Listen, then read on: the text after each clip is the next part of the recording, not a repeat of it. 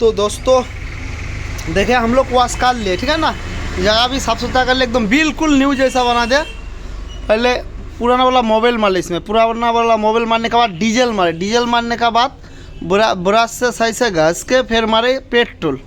करीब 300 ग्राम के आसपास पेट्रोल निकला, 250-300 के आसपास पेट्रोल से कार दे वॉश और बिल्कुल हो गया न्यू, ठीक है ना।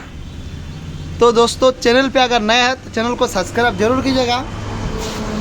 देखिए दोस्तों इधर बिल्कुल कंप्लीट है, बिल्कुल चक।